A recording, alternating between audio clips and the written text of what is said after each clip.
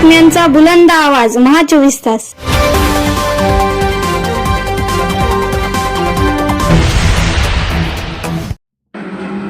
बातमी येते नांदेडमधून.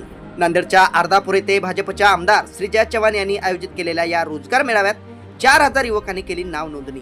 रोजगार मेळाव्यात 150हून अधिक कंपन्यांनी सहभाग नोंदवला होता.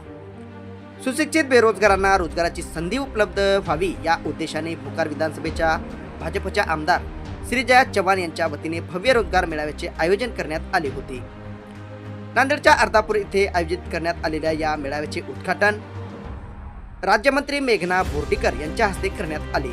या रोजगार मेळाव्यात जवळपास 4000 युवकांनी नोंदणी केली. 150हून अधिक कंपन्यांचे प्रतिनिधी या मेळाव्यात सहभागी झाले होते. या मेळाव्याच्या माध्यमातून युवकांच्या कागदपत्रासह जागेवर त्यांच्या मुलाखती घेण्यात आल्या. अनेक युवकांना याच ठिकाणी कंपन्यांनी मुलाखती घेऊन थेट नोकरीची संधी दिली. त्यामुळे अशा युवकांच्या चेहऱ्यावर आनंद देखील पाहायला मिळाला आहे.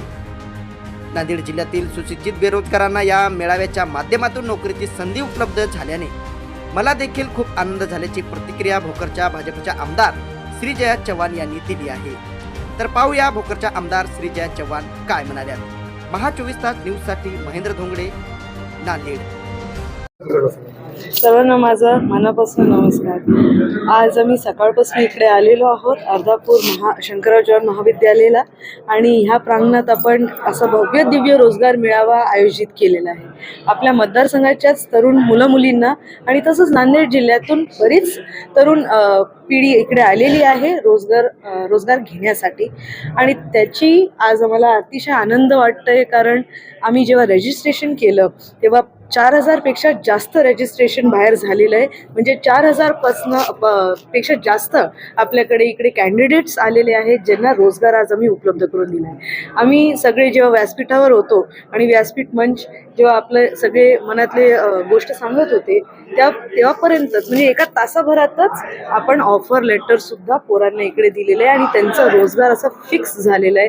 असे 25 तरी आता मुलं आहेत सकाळपासून जे आलेत, इंटरव्ह्यूज दिले, त्यांचे ऑफर लेटर त्यांच्या हातात आलेले, त्यांच्या डोळ्यात ते आनंद आम्ही सुद्धा पाहिला. आणि मला सुद्धा अतिशय जास्त आनंद झालेला आहे की आज आपल्या मतदारसंघात मी काहीतरी करू शकले, त्यांच्यासाठी आपल्या तरुण पिढीसाठी काहीतरी करू शकले. त्यामुळे मला खूप आनंद होतोय.